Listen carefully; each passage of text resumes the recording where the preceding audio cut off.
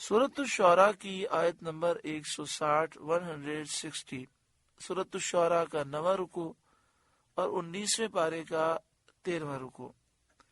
اللہ رب العالمین نے ارشاد فرمایا کذبت قوم لوط المرسلین، لوط کی قوم نے رسولوں کو جھٹلایا۔ اذ قال لهم اخوهم لوط الا تتقون، جبکہ ان سے ان کے ہم قوم لوط نے فرمایا کیا تم ڈرتے نہیں؟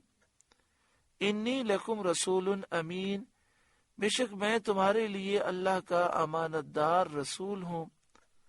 فاتقوا اللہ واطیعون، تو اللہ سے ڈرو اور میرا حکم مانو۔ وما اسألکم علیہ من اجر، اور میں اس پر تم سے کچھ اجرت نہیں مانگتا۔ ان اجری الا علی رب العالمین، میرا اجر تو اسی پر ہے جو سارے جہاں کا رب ہے۔ اتأتون الذکران من العالمین، کیا مخلوق میں مردوں سے بدفعلی کرتے ہو؟ اس کے یہ معنی بھی ہو سکتے ہیں کہ کیا مخلوق میں ایسے قبیح اور ذلیل فعل کے لیے تم ہی رہ گئے ہو، جہاں کے اور لوگ بھی تو ہیں، انہیں دیکھ کر تمہیں شرمانا چاہیے۔ اور یہ معنی بھی ہو سکتے ہیں کہ بکثرت عورتیں ہوتے ہوئے اس فعل قبیح کا مرتکب ہونا انتہا درجے کی خباثت ہے۔ قوم لوط وہ ہم جنس پرست تھے، مرد مرد سے بے حیائی کے کام کرتے۔ اس پر حضرت لوط علیہ السلام نے انہیں سمجھایا، فرمایا وَتَذَرُونَ مَا خَلَقَ لَكُمْ رَبُّكُمْ مِنْ أَزْوَاجِكُمْ، اور تم چھوڑتے ہو وہ جو تمہارے لیے تمہارے رب نے بیویاں بنائیں۔ بل انتم قوم عادون، بلکہ تم لوگ حد سے بڑھنے والے ہو کہ حلال طیب کو چھوڑ کر حرام خبیث میں مبتلا ہوتے ہو۔ قالو، وہ بولے لئن لم تنتہی یا لوط، اے لوط اگر تم باز نہ آئے، یعنی اے لوط اگر تم نصیحت کرنے سے باز نہ آئے اور ہمارے اس کام کو برا کہنے سے باز نہ آئے، لَتَكُونَنَّ مِنَ الْمُخْرَجِينَ، تو ضرور نکال دیے جاؤ گے ہمارے شہر سے، ہم تمہیں نکال دیں گے اور تمہیں یہاں نہ رہنے دیا جائے گا۔ قال، حضرت لوط نے فرمایا انی لعملکم من القالین، میں تمہارے کام سے بیزار ہوں اور مجھے اس سے نہایت دشمنی ہے۔ پھر آپ نے اللہ تعالیٰ کی بارگاہ میں دعا کی، رب نجنی واہلی مما یعملون، اے میرے رب مجھے اور میرے گھر والوں کو ان کے کام سے بچا۔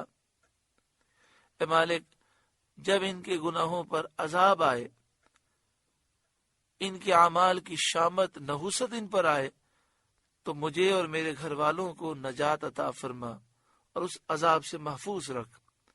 فَنَجَّيْنَاهُ وَأَهْلَهُ أَجْمَعِينَ، تو ہم نے لوط کو اور ان کے سب گھر والوں کو نجات بخشی، یعنی آپ کو نجات دی، آپ کی بیٹیوں کو نجات دی اور ان تمام لوگوں کو نجات دی جو آپ پر ایمان لائے۔ إِلَّا عَجُوزًا فِي الْغَابِرِينَ، مگر ایک بڑھیا کے پیچھے رہ گئی۔ اس سے مراد آپ کی بیوی ہے، وہ اپنی قوم کے کام پر راضی تھی، اور جو گناہ پر راضی ہو وہ بھی گناہ کرنے والے کے حکم میں ہوتا ہے۔ تو چونکہ یہ بڑھیا قوم کے اس کام پر خوش تھی، اس لیے وہ بڑھیا گرفتار عذاب ہوئی اور اس نے نجات نہ پائی۔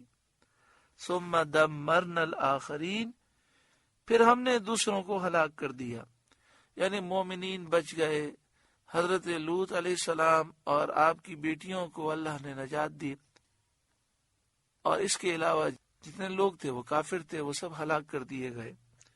وَأَمْطَرْنَا عَلَيْهِمْ مَطَرًا، اور ہم نے ان پر ایک برساؤ برسایا، پتھروں کی بارش کی۔